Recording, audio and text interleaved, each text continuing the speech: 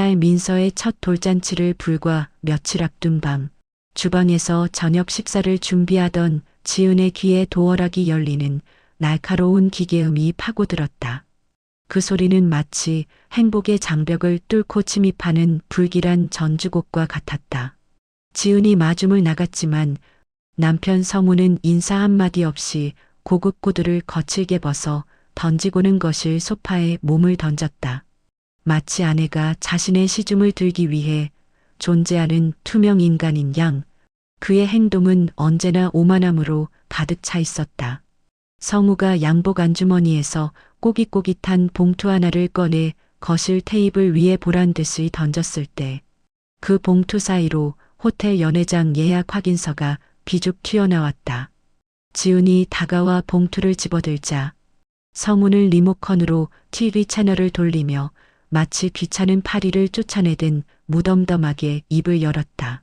네 친정 식구들은 돌잔치 오지 말라고 해. 시골 노인네들이 줄줄이 들어오면 그림이 나오냐?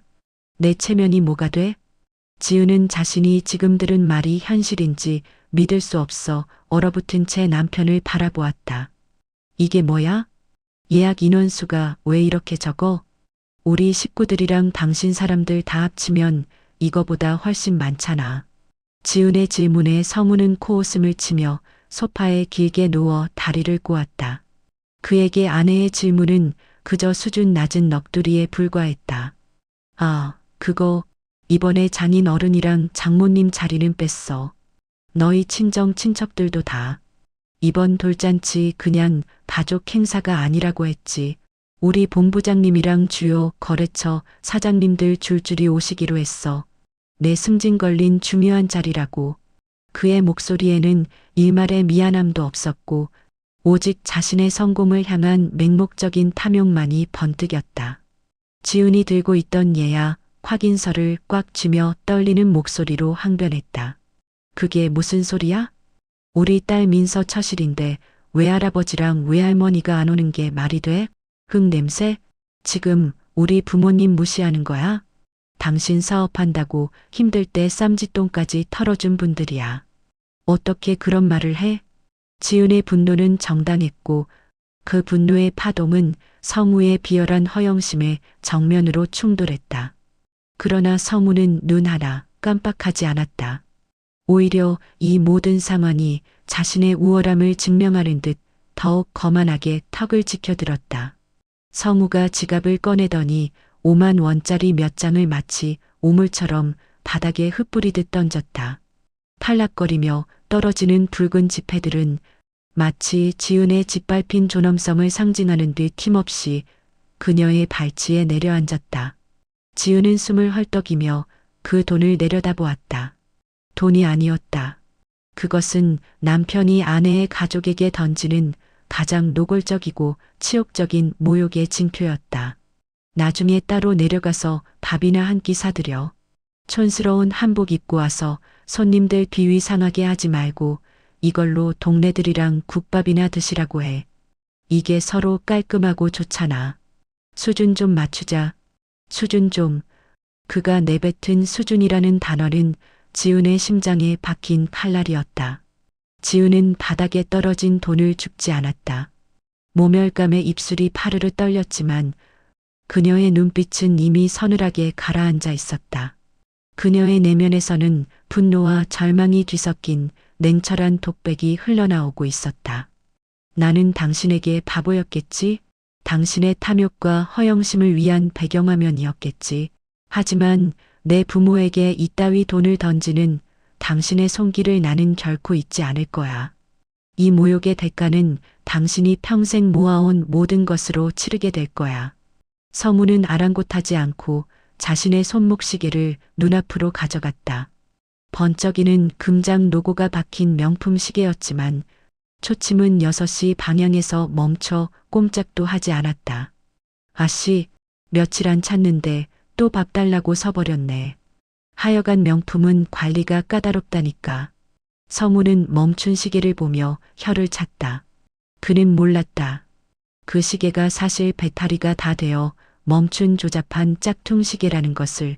그리고 그 멈춰버린 초침처럼 겉멋만 든 채 정지되어 버린 자신의 공허한 인생을 전혀 깨닫지 못했다. 그의 인생은 남의 눈에만 잘 보이고 싶은 허영심이라는 껍데기 속에 갇혀 영원히 멈춰 있었던 것이다. 성우는 넥타이 매듭을 고치더니 승진하면 차부터 바꿔야겠다. 렌 헛바람 소리를 늘어놓으며 안방으로 들어가 버렸다. 거실에는 TV 예능 프로그램의 요란한 웃음소리만 울려 퍼졌다. 지우는 식탁 위에 놓인 딸 민서의 웃는 사진을 바라보았다. 사진 속 아이는 티 없이 맑은데 엄마인 자신은 바닥에 떨어진 돈처럼 짓밟힌 것만 같았다. 지우는 마침내 결심했다. 그녀는 바닥에 지폐를 줍는 대신 구두굽으로 툭 차서 소파 밑으로 밀어 넣어버렸다. 그 행동은 10년간 침묵했던 지훈이 남편에게 보내는 최초의 그리고 가장 치명적인 선전포고였다. 이 모멸감이야말로 내가 다시 살아갈 이유이자 당신이 쓴 각본을 찢어버릴 유일한 무기다. 나는 더 이상 당신의 그림자 속에서 살지 않아. 당신의 멈춘 시계가 곧 당신의 끝을 알리는 종소리가 될 것이다. 다음 날 오후 지우는 친정집 마루에 걸터 앉아 있었다. 서울로 돌아온 뒤 그녀의 심장은 남편 성우가 던진 모멸감의 잔해와 함께 끊임없이 요동쳤다. 마당 텃밭에서 고추를 따던 어머니가 땀을 훔치며 다가와 지은의 거칠어진 손을 잡았다. 거칠고 투박한 어머니의 손바닥 감촉이 느껴지자 지은은 목구멍까지 차올랐던 돌잔치에 오지 마세요. 나는 말을 참아 입 밖으로 낼 수가 없었다. 그 잔인한 말을 자신의 입으로 전하는 것은 차라리 자신의 심장을 스스로 찢어내는 것보다 고통스러울 것 같았다. 바로 그때 대문 밖에서 흑푸성이 장화를 신은 아버지 준규가 들어섰다. 준규는 농사일로 다져진 몸이었지만 딸의 어두운 표정을 보자마자 대번에 무슨 일이 있음을 직감했다. 그는 헛기침을 하며 마루로 올라와 수건으로 얼굴을 닦았다. 우리 딸 왔나? 안 그래도 내가 전화하려던 참이었는데 잘 왔네. 이번 주말에 마을회관에서 아주 중요한 회의가 잡혔어. 내가 총무라 빠지면 안 되거든. 그래서 말인데 이번 민서 돌잔치는 우리가 못 갈 것 같다. 지우는 놀란 눈으로 아버지를 쳐다보았다. 아버지가 거짓말을 하고 있다는 것을 단번에 알 수 있었다. 그것은 딸이 사위 눈치를 보느라 곤란해할까 봐 미리 스스로 선수를 쳐서 짐을 덜어주려는 아버지의 처절한 배려였다. 자신의 딸을 모욕하는 사위의 비열한 마음을 알면서도 그를 감싸 안으려는 아버지의 침묵은 지은의 가슴을 찢어 놓았다. 지은은 울먹이는 목소리로 마지막 희망을 걸듯 물었다. 아빠, 그래도 민서 첫 생일인데. 중규는 손사래를 치며 안방으로 들어갔다. 잠시 후 그는 장롱 깊숙한 곳에서 꺼낸 낡고 꼬질꼬질한 손수건 뭉치를 들고 나왔다. 중규는 그 손수건을 한겹 판겹 조심스럽게 풀어냈고 그 안에서 누런 빛을 내는 투박한 민문이 금반지가 모습을 드러냈다. 요즘의 세공 기술과는 거리가 먼 그들의 인생만큼이나 거칠고 투박한 반지였다. 중규가 지은의 손바닥에 반지를 쥐어주며 말하는 순간 그의 목소리는 세월의 무게만큼이나 무겁고 떨렸다. 이거 내 엄마랑 내가 밭대기 하나 정리해서 모은 거다. 큰 건 못했지만 그래도 민서 손에 이거 하나는 채워주고 싶구나. 지은은 손바닥에 놓인 반지를 내려다보며 숨을 헐떡였다. 그 순간 10년 전의 죄악이 마치 주마등처럼 그녀의 머리를 스쳐 지나갔다. 3년 전 서무는 장인어른의 노후 자금을 빌려가며 일주일이면 2배로 불려주겠다고 큰 소리쳤다. 하지만 그 돈은 서무의 유흥비와 명품을 사는데 탕진되었고 친정 부모님은 그 사실을 알면서도 혹여 딸이 기죽을까봐 모른 척 덮어두셨던 것이다. 당신이 아버지의 피와 땀을 헛된 명품을 사는 데 썼는데 아버지는 또다시 몸을 써서 밭을 팔아 이 작은 금부치를 마련하셨다니 어머니가 부엌에서 바리바리 싸온 반찬통 보따리를 지은 옆에 내려놓으며 거들었다. 가져가서 서방 좀 챙겨 먹여라. 일하느라 고생하는데 밥이라도 든든히 먹어야지.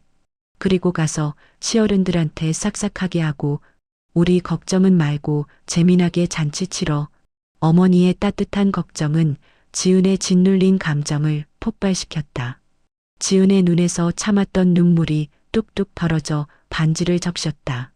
성우가 자신의 손목에 창가짜 시계를 자랑하며 으스대던 모습과 흙대 낀 손톱으로 진짜 사랑을 건네는 아버지의 모습이 잔인하게 겹쳐졌다. 성우의 멈춰버린 시계는 허영이었지만 아버지의 낡은 손수건은 생명을 건 사랑의 맹세였다. 서울로 돌아오는 고속버스 안, 지우는 창밖을 보며 주먹을 꽉 쥐었다. 더 이상 바보처럼 당하고만 있지 않겠다고, 내 부모를 흙 냄새 난다고 모욕한 그 인간들에게 똑똑히 보여주겠다고 다짐했다. 이 비참함과 분노는 이제 그녀의 복수를 위한 뜨거운 연료가 되었다. 이 금반지는 민서의 돌반지가 아니라 나에게는 10년의 거짓에 대한 복수를 시작하라는 아버지의 유언과 같다. 아버지의 노고와 눈물을 짓밟은 자에게 나는 가장 처절한 파멸을 선물할 것이다. 돌잔치 당일 아침, 집안은 팽팽한 긴장감과 부자연스러운 고요함이 감돌았다. 남편 성우는 아침부터 거울 앞에서 머리 모양과 넥타이 매듭을 매만지며 자신의 오늘 무대가 얼마나 완벽해야 하는지에 온 신경을 집중하고 있었다. 그에게 오늘은 딸의 생일이 아니라 자신의 승진과 체면이 걸린 인생의 쇼케이스였다.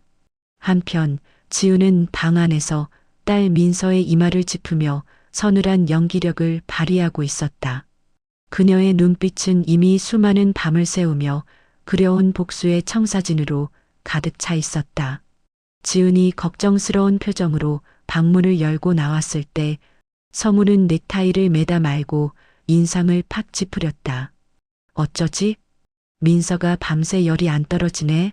기침도 심하고 아무래도 병원에 들러서 해열제 주사라도 맞고 가야 할 것 같아. 성우의 얼굴은 짜증으로 일그러졌다. 아니, 내 관리를 어떻게 했길래 하필 오늘 아파? 오늘 내 얼굴 보러 오는 사람들이 명령인 줄 알아? 시간 맞춰서 딱딱 움직여야지. 정말 도움되는 게 하나도 없어. 그는 아이가 어디가 아픈지, 열은 얼마나 나는지 묻지도 않았다.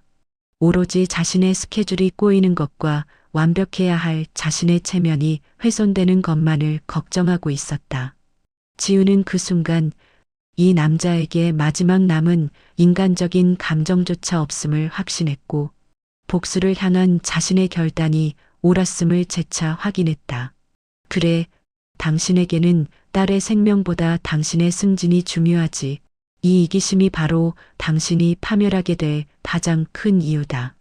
성우는 현관에서 구두 주걱으로 신발을 꿰어 신으며 지은에게 쏘아붙였다. 난 먼저 가서 손님 맞이하고 있을 테니까 병원 들렀다가 늦지 않게 와. 늦어서 사람들 기다리게 하면 가만 안 둔다. 화장 좀 제대로 하고 와. 그의 마지막 말은 지은을 향한 명령이자 자신의 소유물을 향한 통제였다. 도어락이 잠기자마자 지은의 표정은 얼음장처럼 차갑게 변했다. 그녀는 곧바로 드레스룸으로 들어가 미리 싸둔 커다란 여행용 가방을 꺼냈다. 민서에게는 답답한 드레스 대신 활동하기 편하고 예쁜 원피스를 입혔다. 거실을 나서려던 지은의 눈에 소파 테이블 위에 놓인 성우의 태블릿 PC가 들어왔다. 강원도까지 가려면 민서가 지루해하겠지. 뽀로로라도 보여줘야겠다. 이걸 내가 챙겨가야지. 그녀는 이 작은 전자기기가 곧 남편의 파멸을 담아낼 블랙박스가 될 것임을 예감하며 태블릿을 가방 앞주머니에 찔러 넣었다. 아파트 입구에는 지은이 예약한 검은색 대형 VR 피리무진 밴이 대기하고 있었다. 기사가 내려 문을 열어주자 지은은 민서를 안고 차에 올랐다. 밴은 호텔 연회장이 아닌 망설임 없이 친정집으로 향했다. 명문도 모른 채 불려나온 준규와 어머니를 리무진에 웅장함에 입을 다물지 못했다. 준규가 벤의 가죽 시트를 쓰다듬으며 놀라 물었다. 지은아, 이게 다 뭐냐? 잔치는 어쩌고? 지은은 활짝 웃으며 부모님의 손을 잡았다. 그 미소는 10년간의 억압에서 벗어난 해방감 그 자체였다. 아빠, 엄마, 오늘 잔치는 우리끼리 하는 거야. 사위 눈치, 시댁 눈치 다 필요 없어. 오늘은 우리 민서랑 엄마 아빠가 주인공이야. 우리 바다 보러 가자. 어머니가 박서방 체면이 있는데 라며 걱정했지만 지은은 단호했다. 아이고, 엄마 아빠는 아무 걱정 말고 어서 타세요.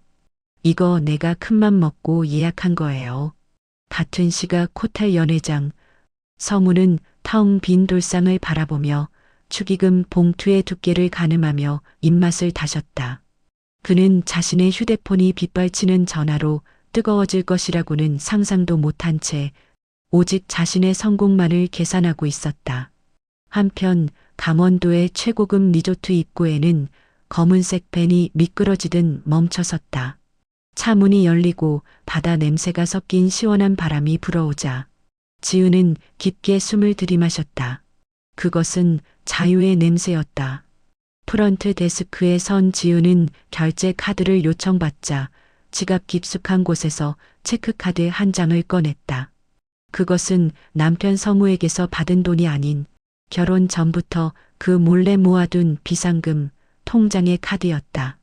이걸로 스위트룸 1박이란 디너 코스까지 전부 일시불로 해주세요. 결제 완료 문자가 뜨자 지은은 비로소 성우의 그늘에서 완전히 벗어난 듯한 완벽한 해방감을 느꼈다. 이 돈은 남편의 모욕적인 5만 원과는 격이 달랐다. 이것은 지은의 존엄성이자 그녀의 독립 선언문이었다. 지은은 부모님을 모시고 리조트 내 최고급 아웃도어 매장으로 향했다. 성우가 명품을 사모을 때마다 느꼈던 서러움을 지은은 부모님을 위한 쇼핑으로 보상받았다. 가격표를 보고 눈이 휘둥그레져 손사래를 치는 어머니에게 지은은 단호하게 말했다. 엄마, 오늘 하루만이라도 돈 걱정하지 말고 그냥 딸이 해주는 대로 받아. 나 그동안 엄마 아빠한테 너무 못해드려서 그래. 쇼핑을 마친 가족들은 바다가 내려다 보이는 레스토랑에서 랍스터 요리를 즐겼다. 흙 냄새 난다며 국밥이나 먹으라고 했던 성우의 모욕적인 말에 대한 가장 호화롭고 통쾌한 복수였다. 집게발을 들고 신기해하는 아버지와 행복해하는 어머니의 모습은 지은에게 세상 어떤 명품보다 값진 풍경이었다. 지은은 휴대폰을 꺼내 그 행복한 순간을 사진에 담았다. 푸른 바다를 배경으로 고급 요리를 즐기며 환하게 웃고 있는 부모님과 딸 민서. 지은은 잠시 망설이다가 남편 성우에게 사진 전송 버튼을 눌렀다. 전송 완료. 이 메시지는 성우의 인생에 대한 지은의 최초이자 가장 강력한 공개적 선언이었다. 지은은 곧바로 휴대폰 전원을 꺼버리고 가방 깊숙이 찔러 넣었다. 이제 난 누구의 아내도 며느리도 아니야. 그냥 엄마 아빠의 딸, 민서의 엄마로만 살 거야. 지은은 와인잔을 들어 올리며 진정한 자유를 위한 혼자만의 건배를 했다. 호텔 연회장, 예정된 시간보다 1시간이 지났지만 주인공은 나타나지 않았다. 지루함을 참지 못한 하객들은 술렁거리기 시작했고 일부는 시계를 보며 자리에서 일어날 채비를 했다. 성우는 더 이상 핑계를 댈 수 없는 상황에 몰리자 얼굴이 사색이 되어 마이크를 잡았다. 그는 손을 덜덜 떨며 마이크를 쥔 채 기어 들어가는 목소리로 입을 열었다. 잠시 안내 말씀드리겠습니다. 제 아내가 오는 길에 갑자기 급체 증상을 보여서 인근 병원 응급실로 이송되었습니다. 오늘 행사는 부득이하게 축소해서 진행해야 할 것 같습니다. 정말 죄송합니다. 하객들 사이에서 탄식이 터져 나왔다. 바로 그때 성우의 양복 주머니에 있던 휴대폰이 짧게 진동했다. 혹시 지은인가 싶은 마음에 화면을 확인한 성우의 눈이 튀어나올 듯 커졌다. 화면에는 푸른 바다를 배경으로 고급 요리를 즐기며 환하게 웃고 있는 지은과 딸 민서를 안고 있는 장인, 장모의 사진이 떠 있었다. 이 여자가 진짜 돌았나? 지금 이게 어디야?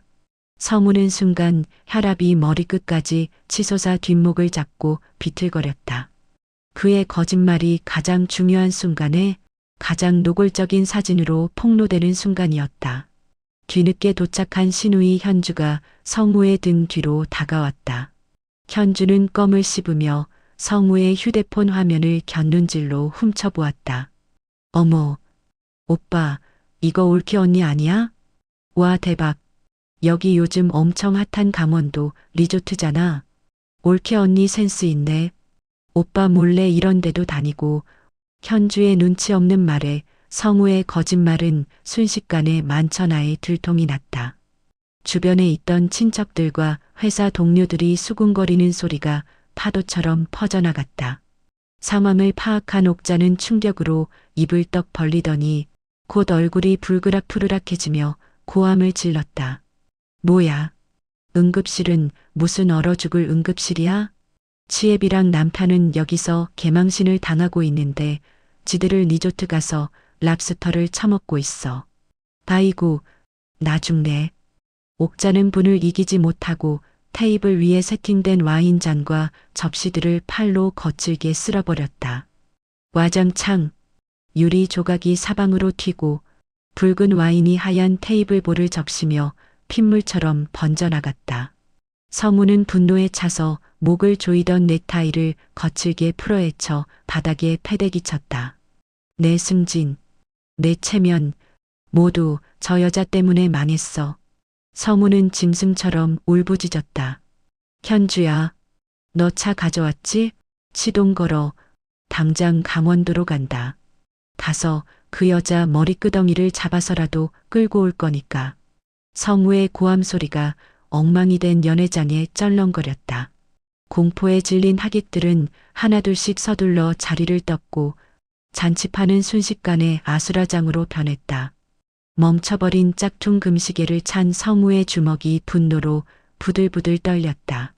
서울을 빠져나와 강원도로 향하는 영동 고속도로 위 현주의 차량은 위태롭게 질주했다. 현주는 콧노래를 흥얼거렸지만 조수석의 성우는 창밖으로 휙휙 지나가는 풍경의 현기증을 느끼며 손잡이를 생명줄처럼 꽉 움켜쥐었다. 그의 머릿속에는 오로지 지른을 잡아다가 무릎 꿇려 사죄를 받아내야겠다는 생각뿐이었다.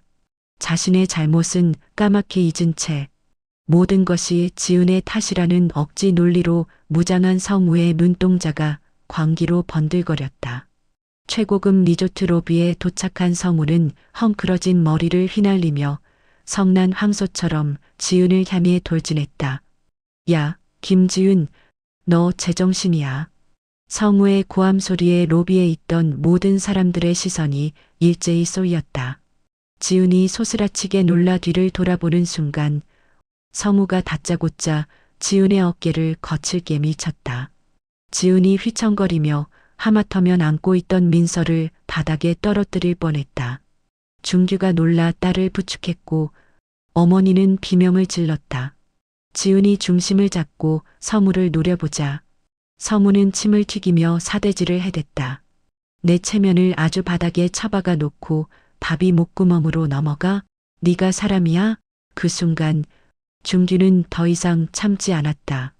그는 사위에게서 딸과 손녀를 지키기 위해 거대한 산처럼 지은의 앞을 가로막았다.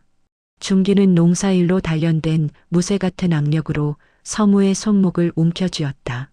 내 딸 몸에 손끝 하나라도 더 댔다간 그 손목지가 성치 못할 줄 알아라. 서무는 보안 요원의 팔을 뿌리치고 지은의 손목을 낚아채려 허우적거렸다. 그 과정에서 보안 요원들이 서무를 제압하려 달려들었고 격렬한 몸싸움이 벌어졌다. 이거 안 놔? 내가 누군 줄 알고. 서무가 팔을 거칠게 휘두르는 순간 그의 손목에 있던 금장시계의 잠금 장치가 툭 하고 풀려버렸다. 챙그랑 시계가 대리석 바닥에 떨어지자마자 부속품들이 사방으로 튀며 산산조각이 났다. 싸구려 플라스틱과 조잡한 금속 부품들이 바닥에 나뒹굴었다. 순간 로비에는 정적이 흘렀다. 현주가 기다렸다는 듯 카메라를 깨진 시계 쪽으로 들이댔다. 와, 오빠 시계 박살났네. 근데 저거 뭐야? 태엽이 아니라 고무줄인가? 와, 완전 짝퉁이었네. 사람들의 비웃음 소리가 서무의 귓가에 화살처럼 박혔다. 서무는 바닥에 흩어진 시계 부품들을 멍하니 바라보며 얼굴이 홍당무처럼 달아올랐다. 그토록 자랑하던 그의 짝퉁 자존심, 아이, 가장 화려하고 공개적인 장소에서 철저하게 박살나는 순간이었다. 서무의 짝퉁 금시계가 대리석 바닥에서 산산조각 난 순간 리조트 로비에 모인 모든 사람들의 눈빛은 조롱과 경멸로 바뀌었다. 바로 그때 뒤늦게 도착한 옥자가 숨을 헐떡이며 지은의 친정 부모님 앞을 가로막았다. 옥자는 땀에 젖은 머리카락이 이마에 들러붙어 흉한 몰골이었지만 눈빛만은 독사처럼 매서웠다. 그녀는 사돈을 향해 손가락질을 하며 악을 썼다. 사돈, 딸 교육을 어떻게 시켰길래 시댁 무서운 줄을 몰라. 근본 없는 집안이라더니 아주 콩가루가 따로 없네. 옥자의 악다구니는 중규의 평생의 정직함을 난도질했다. 지나치긴 뭐가 지나쳐. 감히 어디라고 여길 와? 밭에서 김이나 매던 사람들이 주제도 모르고 호텔 구경하니까 눈이 뒤집혔어. 이게 무슨 냄새야? 흙 냄새야? 거름 냄새야? 아주 총구석 냄새가 진동을 하네. 옥자는 코를 막고 손으로 냄새를 쫓는 신용을 하며 가장 치명적인 계급적 모욕을 던졌다. 중규의 주먹이 부들부들 떨렸지만 딸의 복수를 위해 그는 치욕을 삼키며 입술을 깨물었다. 바로 그때 옥자의 눈에 친정 어머니가 들고 있는 고급 아웃도어 쇼핑백이 들어왔다. 이건 또 뭐야? 내 아들이 뼈 빠지게 벌어다 준 돈으로 이딴 걸 사 입혀? 이거 이리 내놔.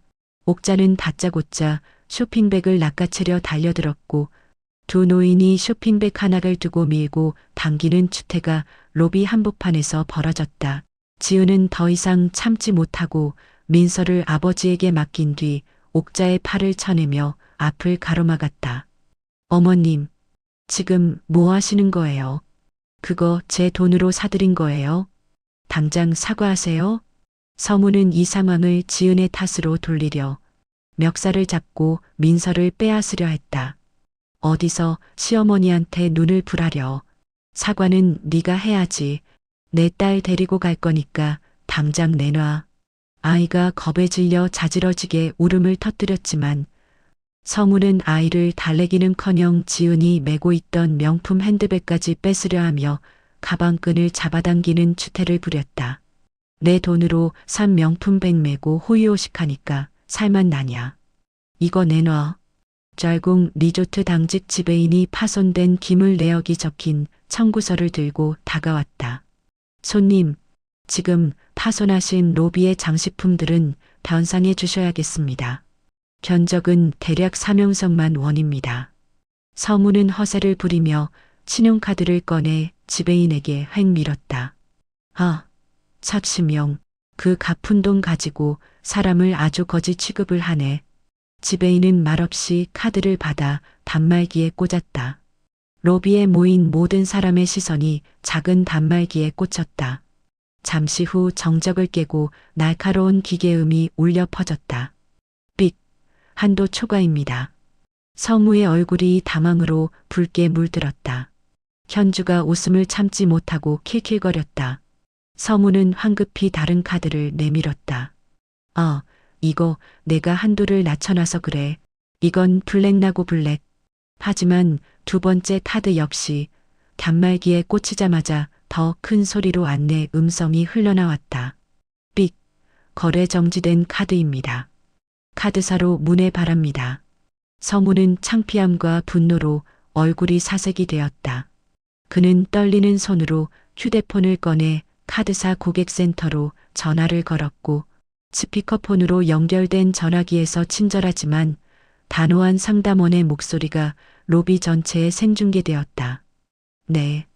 박성훈 고객님, 현재 고객님께서는 황제 룸살롱 외 3곳의 유흥업소에서 결제하신 대금 500만 원이 3개월째 연체되어 모든 카드가 거래 정지되셨습니다. 황제 룸살롱 500만 원 연체. 로비에는 찬물을 끼얹은 듯한 정적이 흘렀다. 성우가 그토록 숨기고 싶었던 화염의 뿌리와 부도덕한 탐욕의 법적 확인이 만천하에 공개되는 순간이었다. 옥자는 충격으로 입을 떡 벌린 채 주저앉았고 현주는 배를 잡고 구르며 웃었다. 오빠 진짜 가지가지한다. 룸살롱 외상값 때문에 카드가 정지돼? 성우의 밑바닥까지 드러난 상황에서 지은이 앞으로 걸어 나왔다. 그녀는 자신의 지갑을 열고 자신의 땀과 노력으로 채운 체크카드를 지배인에게 건넸다. 지배인님, 이 값은 제가 변상하겠습니다. 일시불로 결제해 주세요. 결제된 영수증을 받아든 지우는 성우가 쥐구멍이라도 찾고 싶은 표정으로 시선을 피하는 그에게 다가갔다. 지우는 영수증을 구겨서 성우의 와이셔츠 앞주머니에 거칠게 찔러 넣었다. 잘 들어, 박성훈, 이게 너랑 나 마지막 정산이야. 내가 낸 이 돈, 내 인생에서 썩은 부분을 돌려내는 수술비라고 생각할게. 지우는 성우의 눈을 똑바로 쳐다보며 얼음장처럼 차가운 목소리로 이갈했다. 당신 인생이 딱 그 시계 같아. 겉만 번지르르 하고 속은 가짜인 거. 이제 그만 쇼하고 나가. 더 비참해지기 전에. 그 순간 성우는 이성을 잃고 지은의 뺨을 향해 손을 날렸다. 하지만 굵은 뼈마디가 붉어진 투박한 손 하나가 성우의 손목을 낚아챘다. 마치 거대한 바위가 떨어지는 듯한 묵직함에 성우의 팔이 허공에서 딱 멈췄다. 성난 호랑이 같은 눈빛에 중규 아이 구원골이였다. 내 딸 몸에 손끝 하나라도 더 댔다간 그 손목지가 성치 못할 줄 알아라. 내가 그동안은 참았지만 이제는 안 참아. 중규는 농사일로 단련된 무쇠 같은 악력으로 성우의 손목을 움켜쥐었고 비명에 가까운 성우의 신음이 터져 나왔다. 중규는 성우를 지은에게서 떼어내며 질질 끌고 가기 시작했다. 옥자는 뒤따라가다가 제 발에 걸려 넘어졌고 현주는 낄낄거리며 그들을 촬영했다. 보안 요원들이 성우와 옥자를 주차장으로 완전히 끌어냈을 때 지은은 아버지의 품에 안겨 떨리는 손으로 아버지의 흙 냄새 섞인 옷깃을 잡았다. 아빠, 오늘 아빠의 이 주먹이 10년 동안 당신에게 짓밟혔던 내 존엄을 되찾아 주었어.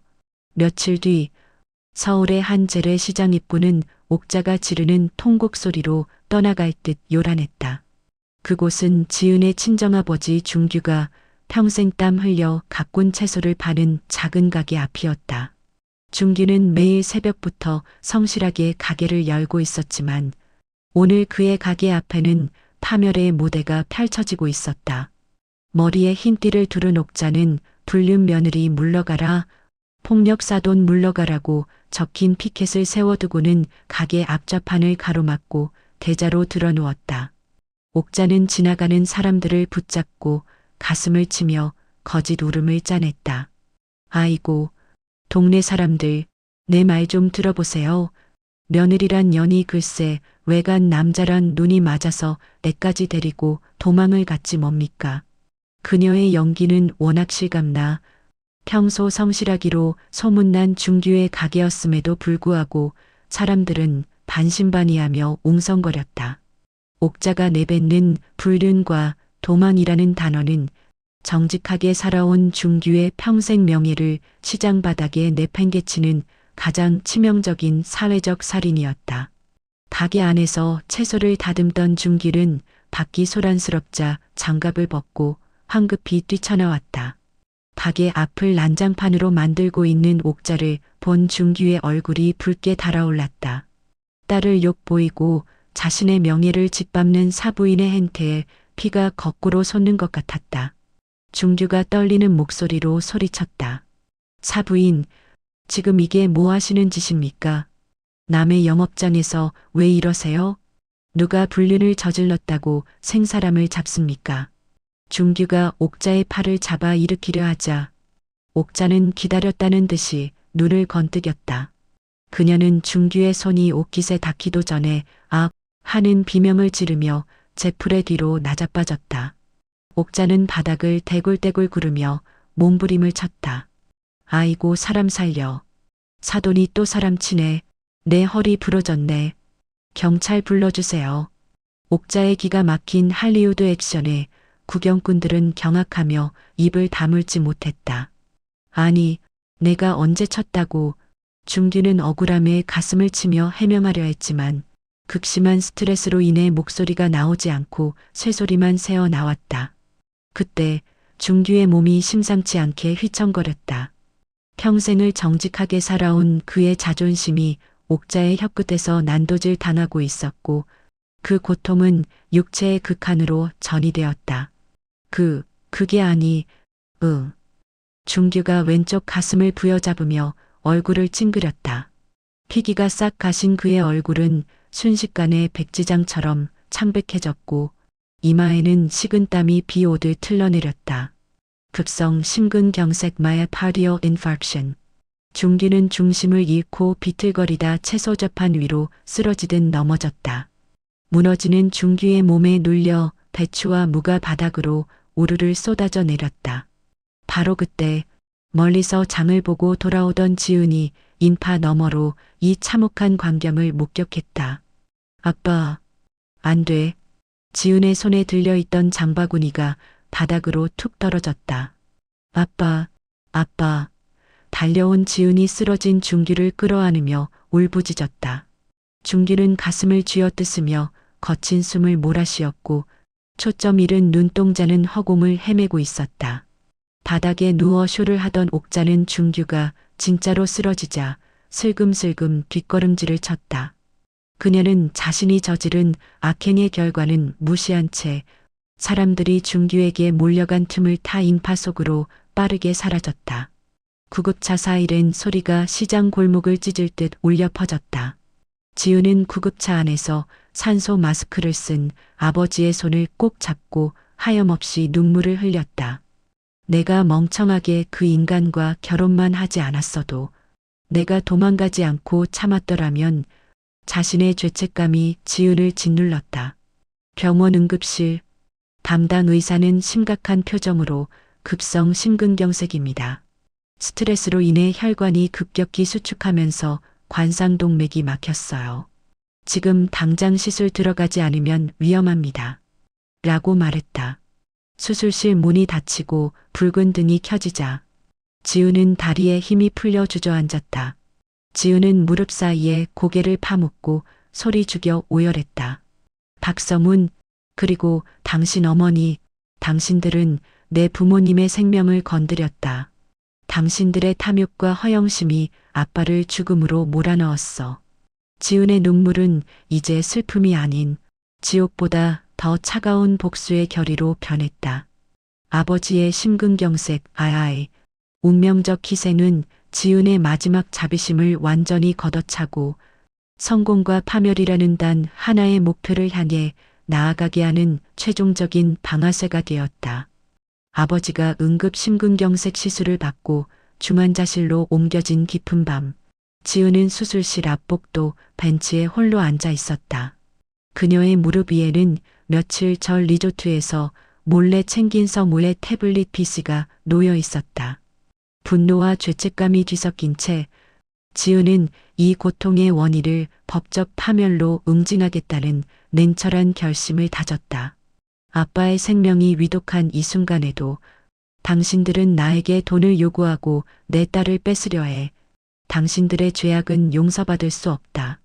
새벽녘 수술을 마치고 일반 병실로 옮겨진 아버지가 겨우 의식을 회복했을 무렵 병실 문이 거칠게 열리며 성우가 들이닥쳤다. 그는 병실 바닥에 털썩 무릎을 꿇으며 눈물을 짜내기 시작했다. 장인어른, 여보, 제가 잘못했습니다. 제가 잠시 미쳤었나 봅니다. 회사 잘리면 저 진짜 끝입니다. 조금 전까지 전화로 어머니와 싸우던 표독스러움은 온데간데 없고 세상에서 가장 불쌍한 표정을 짓고 있었다. 하지만 지우는 그의 위선적인 눈물에 속지 않았다. 그녀의 눈빛은 얼음장처럼 차가웠다. 성우는 애원하는 것도 잠시 품 안에서 꼬깃꼬깃한 종이 한 장을 꺼내 지은의 눈앞에 흔들었다. 그것은 옥자가 다치지도 않은 허리를 핑계로 끊어온 전치 4주짜리 가짜 진단서와 터무니없는 금액이 적힌 5천만 원의 청구서였다. 우리 엄마 허리 나간 거 안 보여? 장인어른이 미치는 바람에 디스크가 터졌대잖아. 병원비랑 위자료 합쳐서 5천만 원 내놔. 이어 성우가 내민 또 다른 서류에는 양육권 포기각서와 친정재산 가압류 신청 예고장이라는 무시무시한 제목이 적혀 있었다. 좋게 말할 때 장인어른 가게 팔아서라도 돈 마련해와.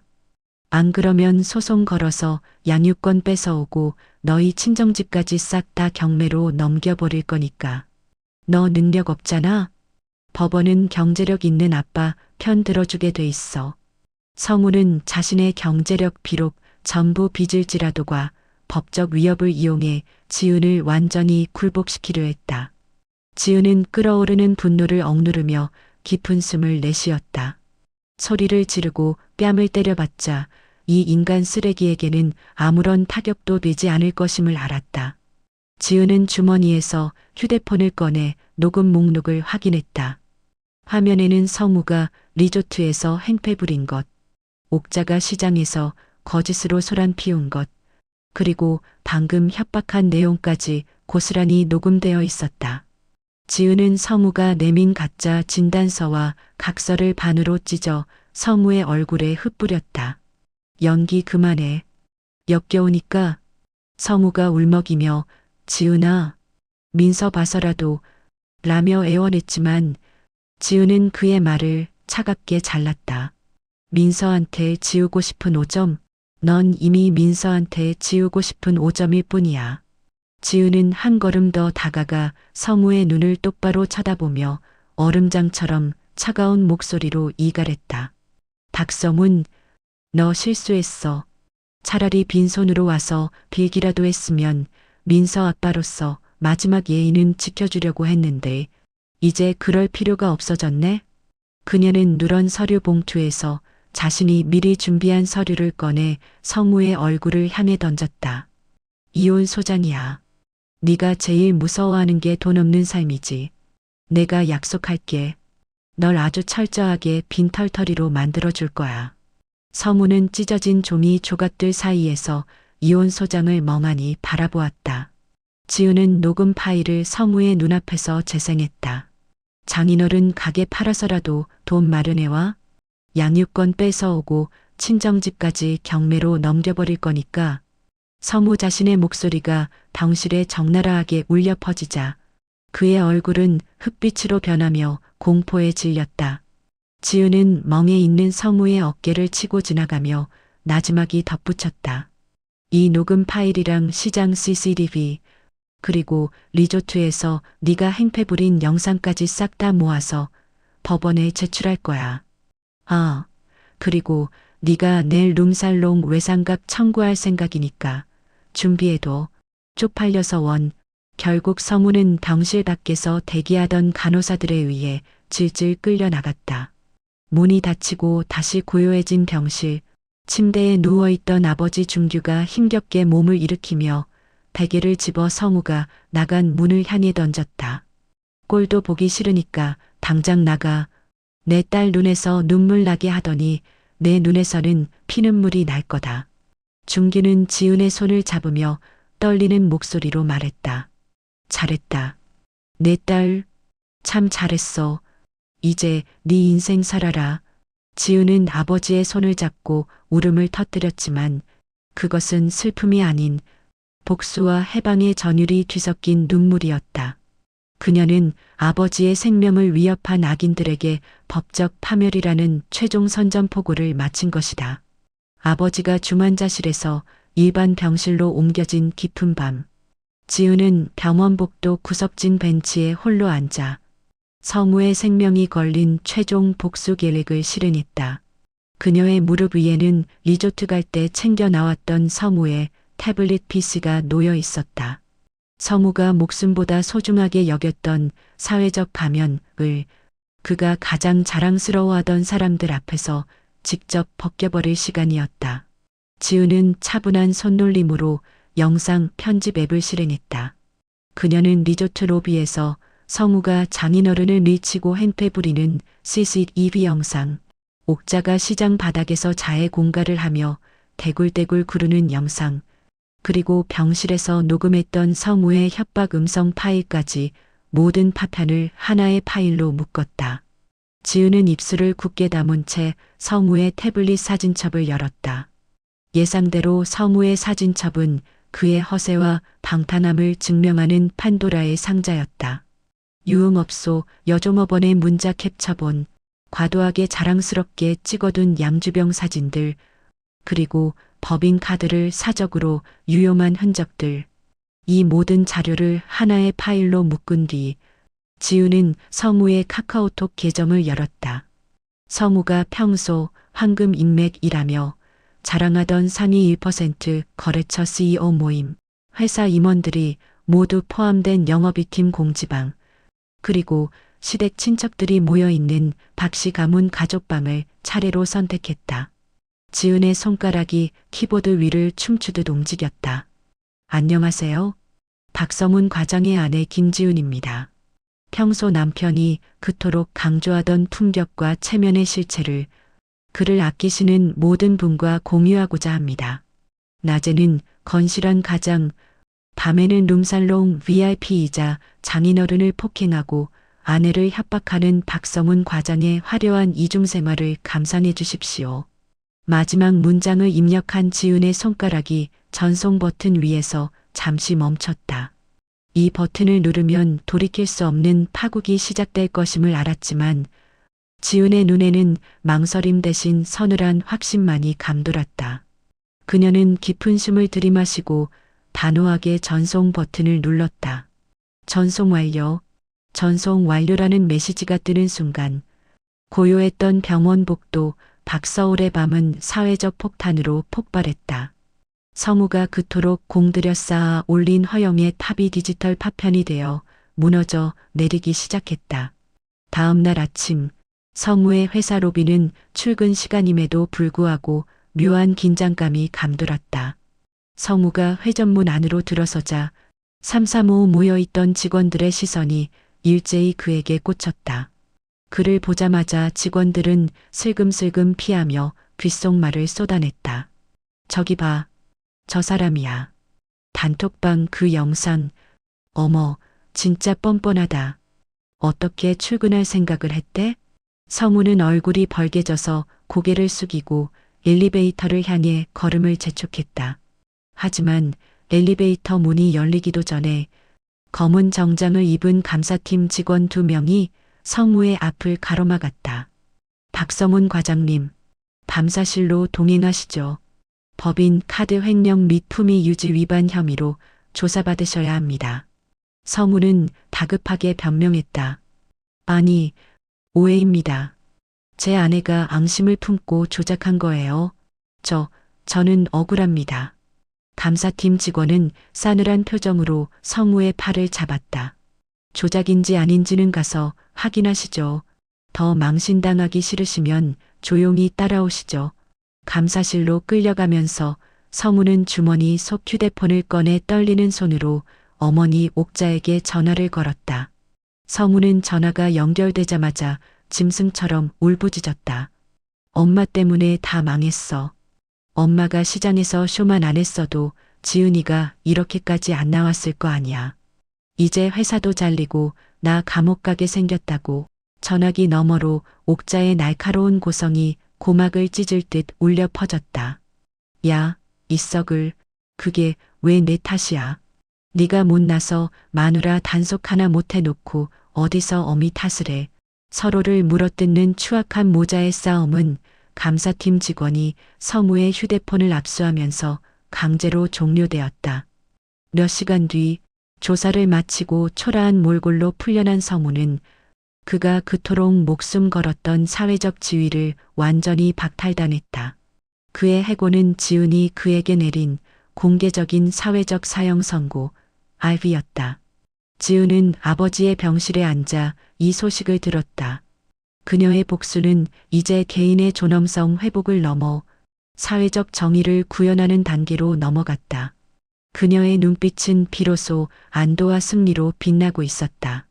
이혼 확정 판결이 나고 1년이라는 시간이 흘렀다. 성우와 옥자의 화려했던 삶은 마치 허영으로 만든 조각상처럼 산산이 부서져 내렸다. 서울 변두리의 허름한 다세대 주택, 반지하 방의 작은 창문으로는 희미한 가로등 불빛만이 겨우 스며들고 있었다. 벽지는 습기를 머금어 눅눅하게 울어 있었고 방구석에는 검은 곰팡이가 피어 쾌쾌한 냄새를 풍겼다. 이 습기와 곰팡이는 그들의 도덕적 부패를 상징하는 듯했다. 그 좁은 방 한가운데 성우는 늘어날 러닝셔츠 바람에 멍한 눈으로 천장의 얼룩을 세고 있었다.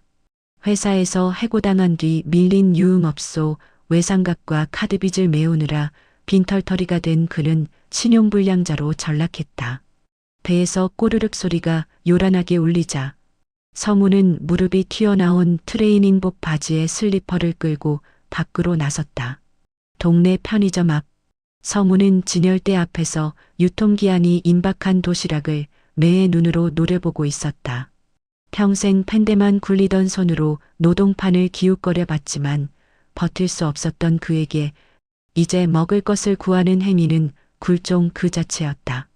아르바이트생이 폐기 상품을 수거하러 오자 성우는 다급하게 달려가 알바생의 팔을 붙잡았다. 잠깐만요. 학생, 그거 버릴 거지? 그거 놔주면 안 될까? 내가 여기 단골이잖아. 성우는 비굴하게 웃으며 주머니를 뒤적거렸지만 잡히는 건 먼지뿐이었다. 알바생은 질색하며 성우의 손을 뿌리쳤다. 아저씨, 또 이러시네. 경찰 부르기 전에 나가세요.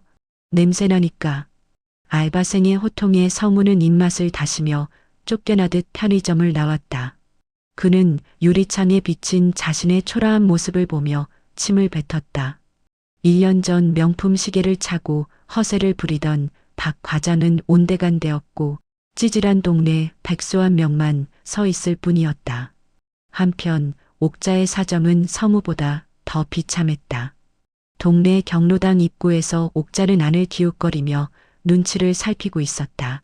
안에서는 할머니들이 모여 화투를 치며 짜증 섞인 웃음을 짓고 있었지만 옥자가 문을 열고 들어서자 순식간에 찬물을 끼얹은 듯 조용해졌다. 옥자가 어색하게 웃으며 다가갔지만 화투패를 섞던 김 여사는 싸늘한 눈빛으로 옥자를 쳐다보지도 않고 말했다. 됐네요. 우리는 사기꾼이랑 겸상하네요. 무슨 낯짝으로 여기 와? 부정 타니까 나가겠어요. 옥자는 얼굴이 홍당무처럼 빨개져서 경로당을 쫓겨났다. 터덜터덜 집으로 돌아오는 길, 옥자의 눈에 길바닥에 떨어진 10원짜리 동전 하나. 아이, 죄악의 대가 가 들어왔다. 평소 같았으면 거들떠보지도 않았을 동전이었지만 옥자는 주위를 두리번거리더니 잽싸게 허리를 굽혀 동전을 주었다. 5천만 원의 위자료를 요구하며 시장 바닥에서 드러누웠던 그녀가 이제 길바닥에 10원짜리 동전에 굴종하는 신세가 된 것이다. 그녀가 주운 동전은 그녀의 추악한 탐욕에 대한 가장 비참하고 상징적인 뒷가였다. 반지하 방에 들어선 옥자는 누워있는 성우를 보자마자 바가지를 긁기 시작했다. 야, 이 화상아, 애미는 밖에서 개 취급당하고 오는데 너는 잠이 오냐. 네가 룸살롱만 안 갔어도 내가 이 꼴은 안 당할 텐데.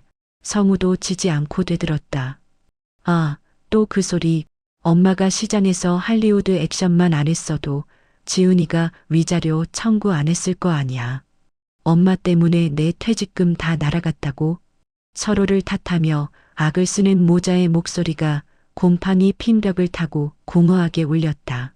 그들의 삶은 구원받을 길 없는 시궁창이었다.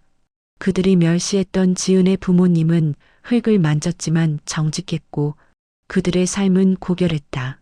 그러나 서무와 옥자는 돈을 만졌지만 탐욕으로 가득 찼고 결국 모든 것을 잃고 진정한 흙냄새, 보다 더 추악한 도덕적 악취마를 풍기는 신세가 되었다. 이것이 바로 그들이 은채의 부모에게 저지른 세대 간 죄악, 아에 대한 가장 잔혹한 응징이었다. 이혼 확정 판결이 난 지 1년 후 서울 외곽의 한적한 시골 마을 지은의 친정집 텃밭에는 싱싱한 고추와 상추가 초록빛 생명력을 뽐내고 있었다.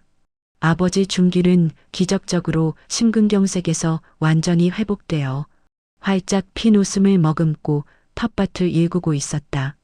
병상에 누워있던 그에게 딸의 승리는 가장 강력한 회복제였다. 지은은 남편의 거짓된 명성 대신 아버지의 건강한 땀으로 이루어진 이 공간에서 진정한 평화를 느꼈다. 준규는 흙 묻은 장갑을 벗고 다가와 지은의 손을 잡았다. 우리 딸, 이제 정말 마음 편하지? 그동안 얼마나 마음고생이 심했을꼬. 지은은 아버지의 주름진 얼굴에서 1년 전 시장 바닥에서 쓰러지던 창백한 모습을 떠올리고는 눈시울이 붉어졌다. 아빠, 이제 정말 괜찮아. 아빠가 건강하게 돌아와 준 게 내 복수의 가장 큰 승리야. 준규는 딸의 이혼과 새로운 출발에 대해 진심으로 축복했다. 잘했어. 내 딸, 참 잘했어. 못난 애비가 널 그런 놈한테 시집 보낸 게 죄지. 네가 바보 같아서 당한 게 아니야. 네 뚝심이 아빠를 살린 거다. 준규의 말은 지은이 평생 지니고 있던 못난 딸이라는 죄책감을 완전히 씻어주었다. 지은은 이제 자신의 인생을 진정한 가치 위에 세우기로 결심했다. 그녀는 그동안 모아둔 돈과 위자료를 합쳐 새로운 사업을 구상했다. 바로 반찬 가게였다. 그녀의 반찬 가게는 단순한 사업이 아니었다.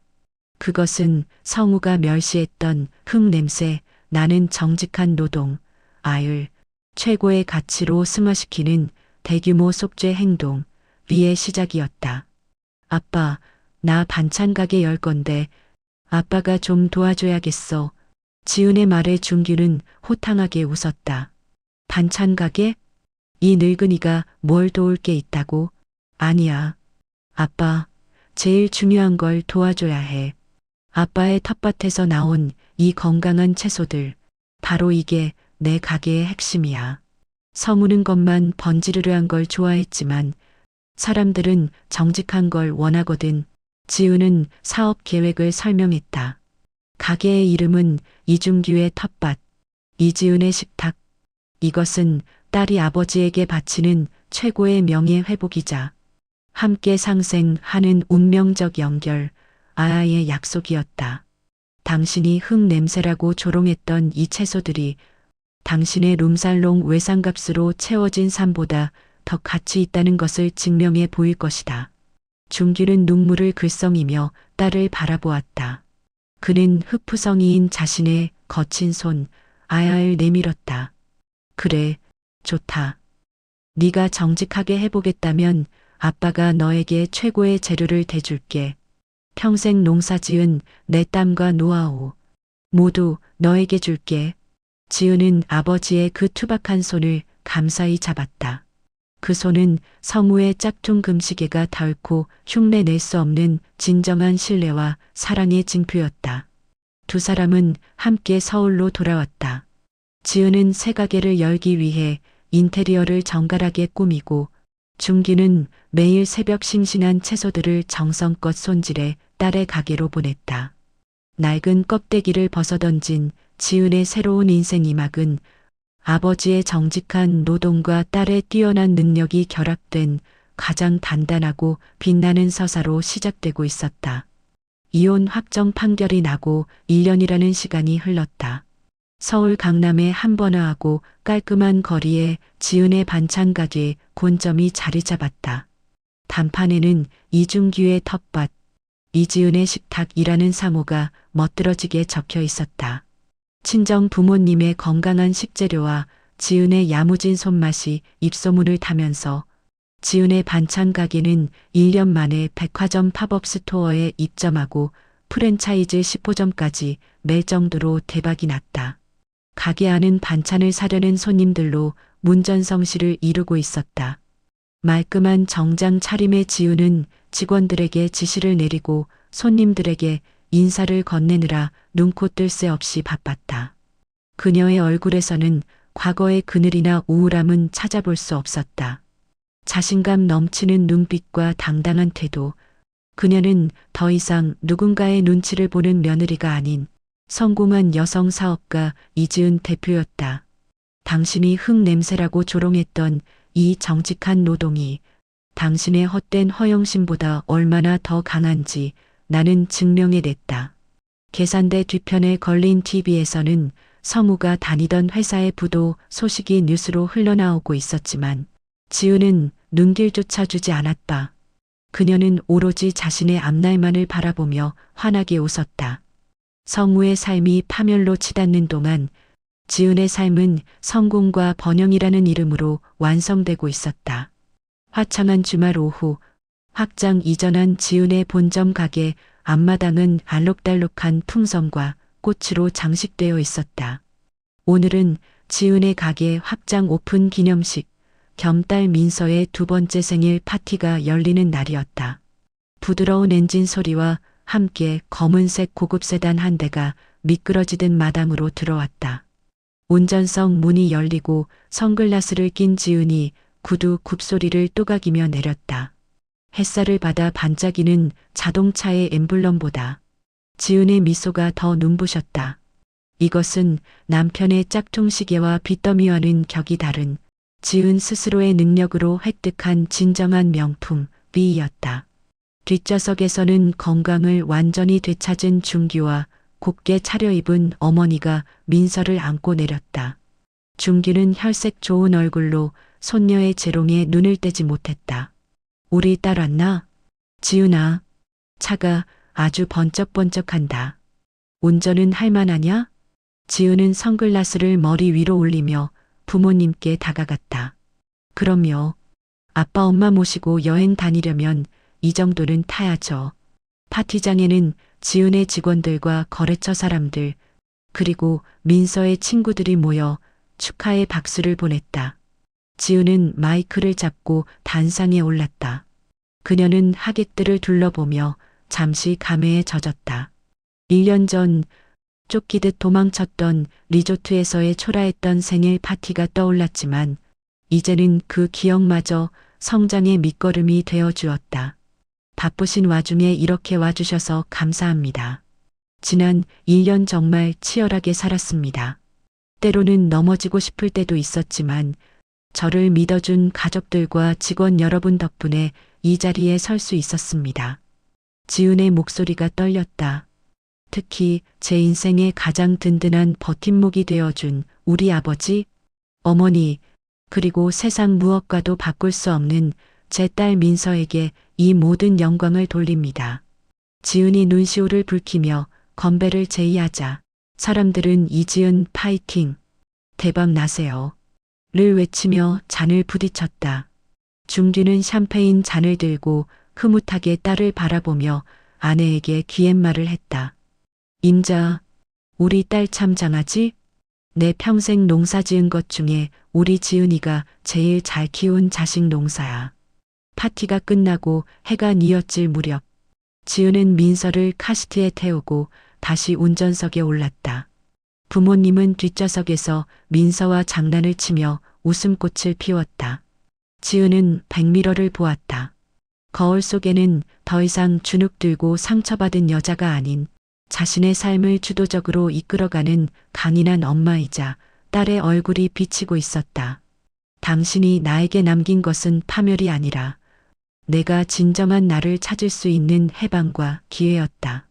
지은의 차가 노을 속으로 힘차게 질주하며 길고 길었던 터널을 빠져나온 그녀의 찬란한 인생 이막이 화려하게 시작되고 있었다. 지은의 차가 노을 속으로 힘차게 질주하며 도로 위를 미끄러져 나갔다. 창문을 열자 시원한 바람이 머리카락을 흩날렸고 라디오에서는 경쾌한 음악이 흘러나왔다. 지우는 엑셀을 밟으며 속도를 높였다.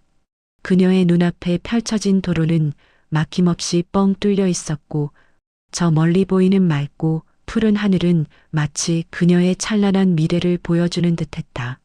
가자, 민서야. 우리 더 신나게 달려볼까?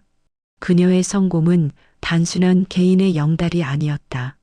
그것은 성우의 모욕과 아버지의 희생, 아야에 대한 장기적인 속죄였다. 지우는 자신의 이지은의 식탁 사업을 통해 흙냄새 많은 아버지의 정직한 노동이 최고급 식자재이자 진정한 가치임을 세상에 증명했다. 그녀의 성공은 그녀가 잃었던 모든 것 명예, 존엄, 그리고 가족의 평화를 되찾는 대규모 속죄 행동의 완성이었다. 한편 그들이 남긴 과거의 껍데기는 가장 비참한 현실 속에 갇혀 있었다. 사회적 파멸의 최종 보고, 서울 변두리 반지하방, 서무는 늘어난 러닝셔츠 바람에 곰팡이 핀 천장을 멍하니 올려다보고 있었다.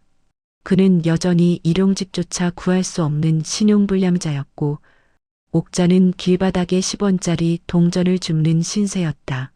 며칠 뒤 서무는 동네 편의점 앞에서 아르바이트생에게 쫓겨나듯 나왔다. 아저씨, 냄새나니까 그냥 좀 가세요. 알바생의 차가운 말에 서무는 입맛을 다시며 침을 뱉었다. 그의 몸에서는 2년 전 자신이 그토록 멸시했던 흙냄새, 보다 더 역겨운 빈곤과 도덕적 부패의 악취가 났다. 옥자는 경로당에서 쫓겨나 반지하 방으로 돌아왔고 누워있는 서무를 보자마자 바가지를 긁기 시작했다. 야, 이 화상아, 네가 룸살롱만 안 갔어도 내가 이 꼴은 안 당할 텐데. 서무도 지지 않고 되들었다. 엄마가 시장에서 쇼만 안 했어도 지은이가 미자료 청구 안 했을 거 아니야. 서로를 탓하며 악을 쓰는 모자의 목소리가 곰팡이 핀 벽을 타고 공허하게 울렸다. 그들의 삶은 구원받을 길 없는 시궁창 속에 영원히 갇혀버렸고 그들이 그토록 중요시했던 체면과 명품은 그들을 구원하지 못했다. 해방의 질주, 지은은 더 이상 뒤돌아보지 않았다. 그녀가 밟고 있는 엑셀러레이터는 서무의 추악한 과거와 완벽하게 단절되었음을 의미했다. 그녀의 눈앞에 펼쳐진 도로는 막힘없이 뻥 뚫린 고속도로와 같았다. 과거의 고통은 이제 그녀의 새로운 사명감과 성공의 토대가 되어 주었다. 지은은 백미러를 보았다. 거울 속에는 더 이상 주눅 들고 상처받은 여자가 아닌 자신의 삶을 주도적으로 이끌어가는 강인한 엄마이자 딸의 얼굴이 비치고 있었다. 그녀는 낡은 껍데기 서무와의 결혼을 벗어던지고 진정한 품격을 갖춘 이지은 대표로 거듭났다. 그녀의 복수는 결국 파괴가 아닌 재건으로 끝났다. 그녀는 복수심을 사업으로 승화시켜 부모님의 사랑이라는 가장 정직한 자산을 기반으로 가족의 존엄을 되찾았다. 결국 진정한 품격이란 명품 시계나 호텔 뷔페가 아니라 가족을 지키려는 따뜻한 마음에서 나온다는 것을 지은의 가족이 증명해 주었다. 지은의 차는 노을 속으로 힘차게 질주했고 길고 길었던 터널을 빠져나온 그녀의 찬란한 인생 2막이 화려하게 시작되고 있었다. 그녀는 복수를 완성했고 자유를 쟁취했으며 진정한 행복을 향해 달려가고 있었다.